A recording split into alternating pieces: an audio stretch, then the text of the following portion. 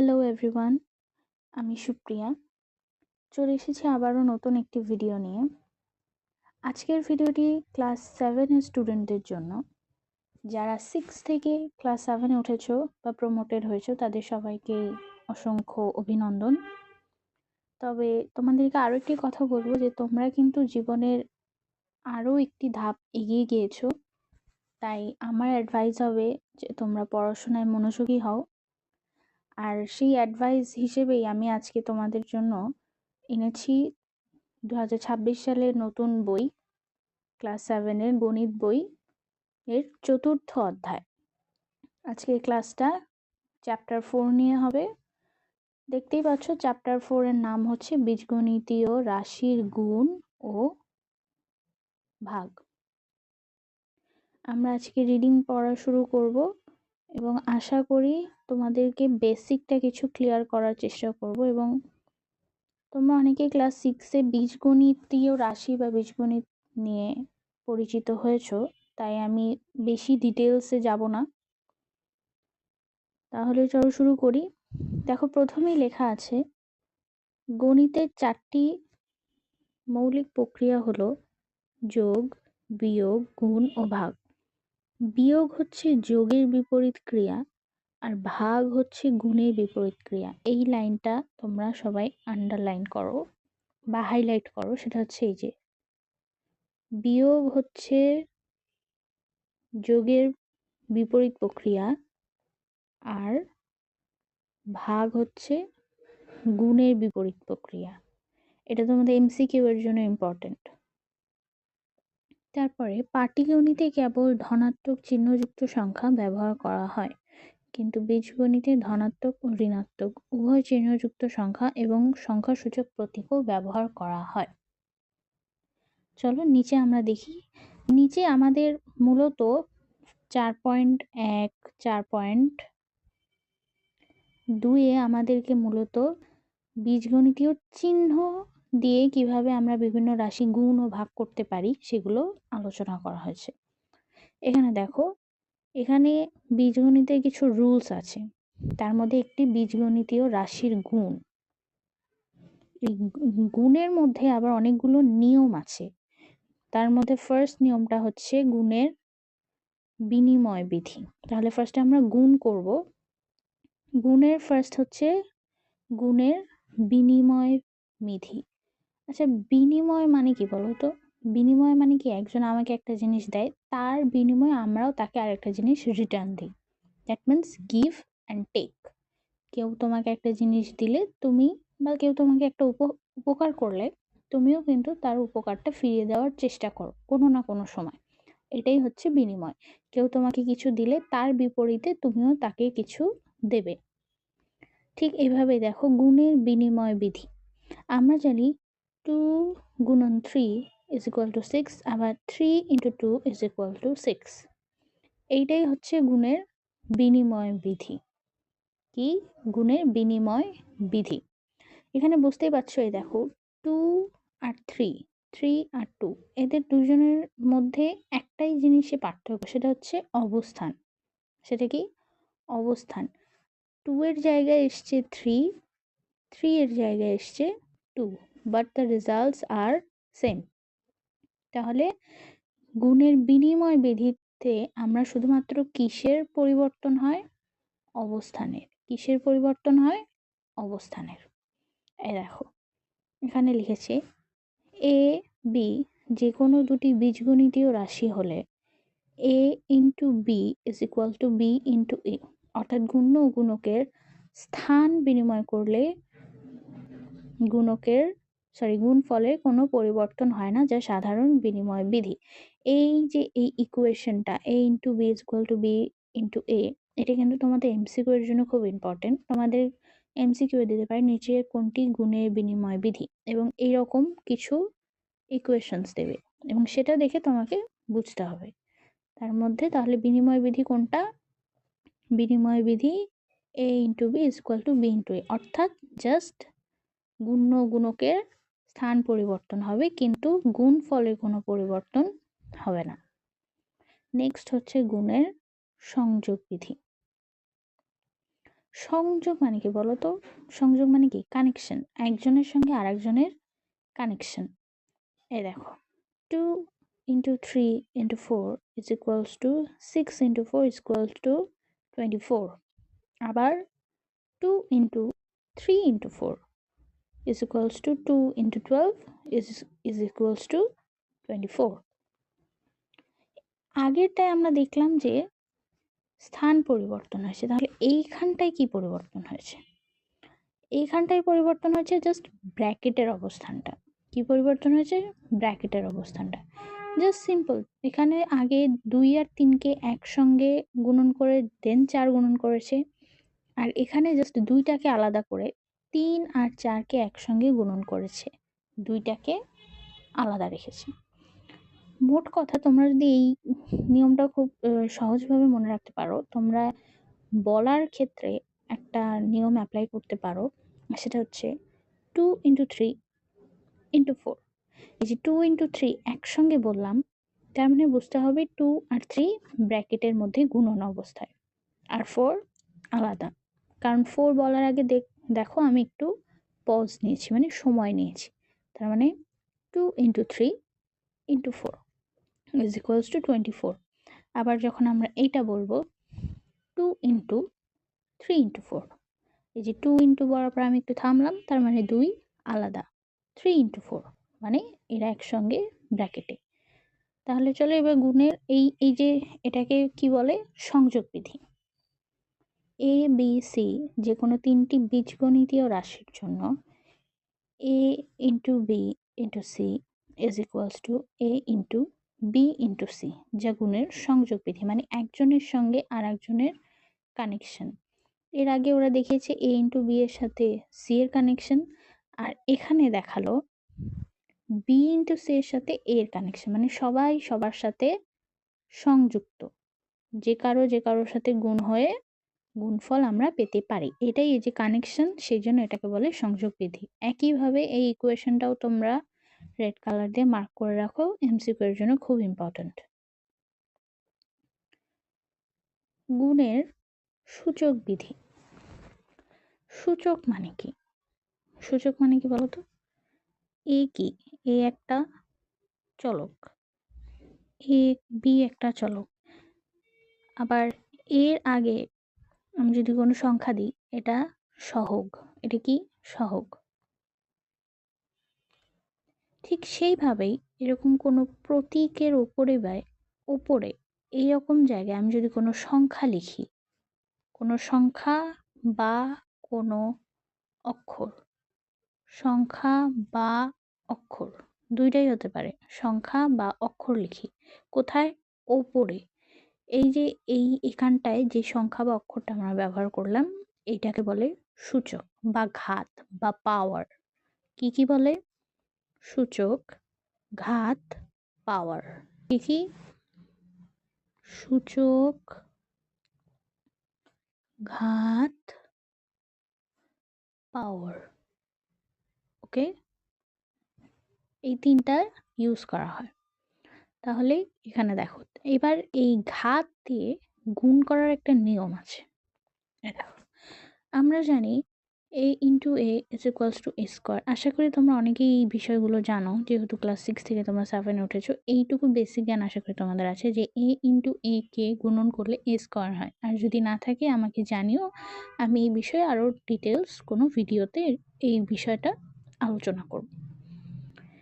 3টা a মানে a cube, 4টা মানে a টু দি পাওয়ার 4, ঠিক সেভাবে 5টা a মানে a টু দি পাওয়ার 5, 6টা a মানে a টু দি পাওয়ার 6।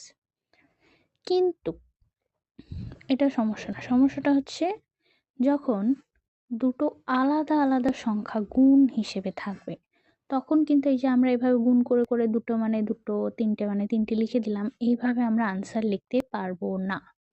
তখন আমাদের কিছু নিয়ম মেনে চলতে হবে। সেই নিয়মটা কি? সেই নিয়মটা হচ্ছে, যখন এই যে সাধারণভাবে a to the power m into a to the power n is equals to a to the power m plus n, এই জিনিসটা সবাই লিখে রাখবে। ওকে, এই জিনিসটা সবাই লিখে রাখবে। এটাকে বলে গুণের সূচক বিধি। কি বলে? গুণের সূচক বিধি।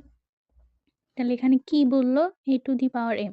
ও তোমাদেরকে আবারও বলি যে a স্কোয়ার, a কিউব এগুলোকে a to the power 2, a to the power 3 হিসেবেও বলা যায়। a to the power, okay? তাহলে a to the power m into a to the power n। ভালো করে দেখো, এর পাওয়ার আর এর পাওয়ার কিন্তু আলাদা। অবশ্যই পাওয়ার আলাদা হতে হবে। কি হতে হবে? অবশ্যই পাওয়ার আলাদা হতে হবে, আবার নাও হতে পারে। a to the power 4 into a to the power 4 ও হতে পারে, সেমও হতে পারে। কিন্তু আমরা এই দুটোকে আলাদা আলাদা হিসেবেই মনে মনে জানবো। কি করব? আলাদা আলাদা হিসেবে মনে মনে জানবো, যদি এদের মাঝখানে হয় গুণ বা ভাগ থাকে। তাহলে a to the power m into a to the power n যদি গুণন থাকে, এদের মাঝখানে কি চিহ্ন থাকে? গুণন থাকে, তাহলে এই যে এদের দুইটা ঘাত m আর n, তখন এই দুইটা যোগ হবে। কি হবে? যোগ হবে। দ্যাট মিন্স আমরা এই যে এরকম যদি হয়,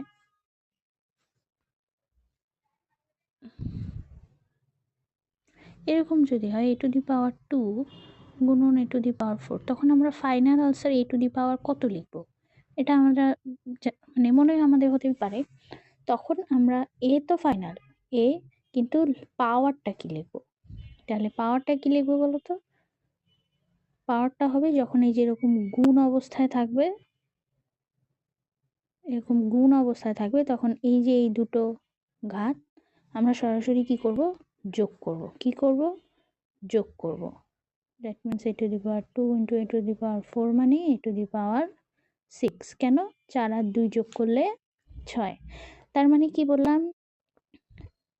কোনো চলকের উপরের ঘাত যদি আলাদা আলাদা হয় এবং তাদের মাঝখানে যদি গুণ চিহ্ন থাকে, তাহলে ফাইনাল আনসারে আমাদের ঘাত কত হবে? এই ঘাত দুটোর যোগফল। কি হবে? যোগফল। দ্যাট মিন্স গুণ থাকলে কি হবে? গুণ থাকলে যোগ, গুণ থাকলে যোগ। এটাই হচ্ছে গুণের সূচক বিধি। দেখো, আবার আরেকভাবে ওরা লিখে দিয়েছে, সেটা হচ্ছে যে ব্র্যাকেট দিয়েও থাকতে পারে। এভাবে ডাইরেক্ট গুণন না করে ওর আরেকটা নিয়ম আছে, সেটা হচ্ছে এইভাবে লেখা, ব্র্যাকেট দিয়ে লেখা। কিভাবে লেখা? ব্র্যাকেট দিয়ে লেখা। তখন আমাদের ভাবতে হবে যে যেহেতু a cube two the power square, তখন এই দুটো ঘাত কি হবে? গুণন। কি হবে? গুণন হবে। কি হবে? গুণন হবে। That means a to the power m bracket two the power n, এটা আলাদা, আবার একও হতে পারে। তখন আমরা কিভাবে আনসার লিখব? তখন আমাদের আনসার হবে a to the power mn, মানে এই দুটো গুণন হবে। কি হবে? গুণন হবে। তাহলে গুণন বিধি কয়টা পেলাম আমরা? দুইটা। যদি এরকম লেখা থাকে ডাইরেক্ট গুণন চিহ্ন, তখন এই দুটো ঘাত কি হবে? যোগ হবে। কি হবে? যোগ হবে। আর যদি এমন ব্র্যাকেট দিয়ে দেওয়া থাকে a টু দি পাওয়ার 4, কেন? 2 আর 2 গুণন করলে 4। বুঝতে পেরেছো? তাহলে এরকম ব্র্যাকেট দিয়ে দেওয়া থাকলে যে যে দুইটা ঘাত থাকবে ওই দুইটা গুণন হবে। আশা করি তোমরা বুঝতে পেরেছো। এইটাও দাগিয়ে রেখো, এই যে এই দুটোই কিন্তু গুণন বিধি। এইবার গুণের বন্টন বুঝতেই পারছো। বন্টন মানে কি? ভাগ। বন্টন মানে ভাগ করা। এই দেখো, 2 ইন্টু a প্লাস বি। এ দেখো এখানে 2 ইন্টু মানে কি? আমরা যদি 2x, আমরা ক্লাস 6-এ হয়তো তোমরা পড়েছো যে 2x মানে কি? x গুণন x ইজ ইকুয়ালস টু, না, x plus x, x plus x is equals two 2x। x plus x মানে 2x। তার মানে আমি 2টাকে এরকম করে লিখতে পারি। তাহলে দেখো এখানে ওরা লিখেছে 2a প্লাস বি, মানে দুইটা a প্লাস বি। কোনো কিছুর সামনে কোনো সংখ্যা লেখা থাকা মানে সেটা কতবার আছে সেটা বোঝায়। এর আগে 3 লেখা মানে এ আছে কয়বার? 3 বার। এ আছে কয়বার? 3 বার। That means A plus A plus A, তিনটে আছে, তার মানে 3a। ঠিক সেভাবেই দেখো এখানে আছে 2 ইন্টু এ প্লাস বি, মানে এ প্লাস বি কয়বার আছে? দুবার। এই দেখো A plus B plus A plus B is equals to A plus A plus B plus B is equals to 2a plus 2b। এটা কি করলো বলো তো? এখানে ওনারা জাস্ট ব্র্যাকেটটা উঠিয়ে দিয়েছে, ব্র্যাকেটটা দিয়ে এ আর এ আলাদা করেছে, বি আর বি আলাদা করেছে। আমি যদি ব্র্যাকেটটা উঠিয়ে দিই, দেখো সেটাই কিন্তু লেখা A plus B plus A plus B. কয়টা এ? দুইটা A. A plus A, B কয়টা? B plus B. জাস্ট এটাকে ওনারা লিখেছে 2a প্লাস 2b। তাহলে কি হলো?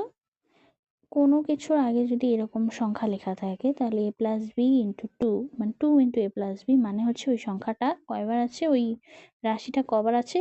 দুবার আছে। এবং এই গুণের এই যে বন্টন, বন্টন মানে কি? ভাগ। এই যে দুইটা এদের মধ্যে ভাগ হয়ে গেল, 2a 2b, 2a 2b। That means এই 2 এর সাথেও গুণন হয়েছে, বি এর সাথেও 2 গুণন হয়েছে, 2a প্লাস 2b। আর যে ওদের মধ্যে প্লাস চিহ্ন ছিল সেই প্লাস চিহ্ন। কি হলো তাহলে? কোনো কিছুর আগে এরকম সংখ্যা থাকা মানে ওই সংখ্যাটা দিয়ে ওই রাশিটা সম্পূর্ণ গুণন হওয়া। 2a প্লাস আছে প্লাস 2b। বুঝতে পেরেছ? এবার দেখো এখানে এই চিত্রটা আমরা বুঝি।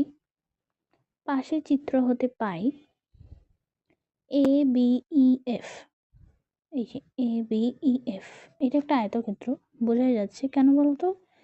এইটা এইটা বিপরীত বাহু সমান ও সমান্তরাল, এটা বিপরীত বাহু সমান ও সমান্তরাল, এবং এদের প্রত্যেকটি কোণ দেখো সমকোণ, 90 ডিগ্রি।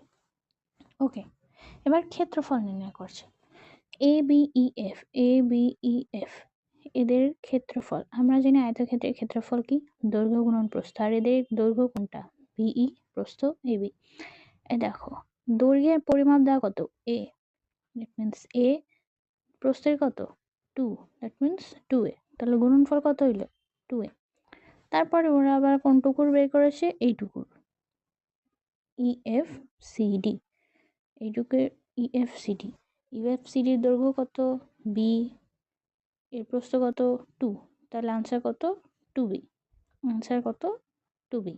এবার এই পুরাটার ক্ষেত্রফল কিভাবে? অর্ধেক এটার, অর্ধেক এটা। তাহলে এটার আমরা পেয়েছি কত? 2a। এই যে 2a, 2a, এইটুকুর পাইলাম 2b, 2b। তার মানে পুরাটা, that means 2a plus 2b। পুরাটা কত? 2a plus 2b।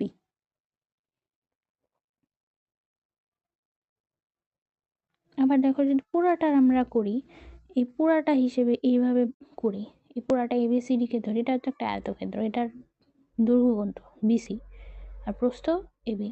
দেখো বি আর সি দুইটা ভাগে ভাগ, বিই ইসি। তাহলে এর কত? পুরাটা করলে আমাদের দুটোই যোগ করতে হবে, এ প্লাস বি, তাই না? That means AB. এবি দৈর্ঘ্য কত? বিসি, বিসি আর এবি। এই দেখো বিসিকে ওরা ভাগ করেছে, বিই প্লাস ইসি। এ দেখো তাহলে 2, আর এ বি প্রস্থ কত? 2। তাহলে 2 ইন্টু এ প্লাস বি। তার মানে এ প্লাস বির সাথে এই দুইটা গুণন, মানে প্রত্যেকের সাথেই গুণন হবে, এর সাথেও গুণন হবে, বি এর সাথেও গুণন হবে, 2a প্লাস 2b।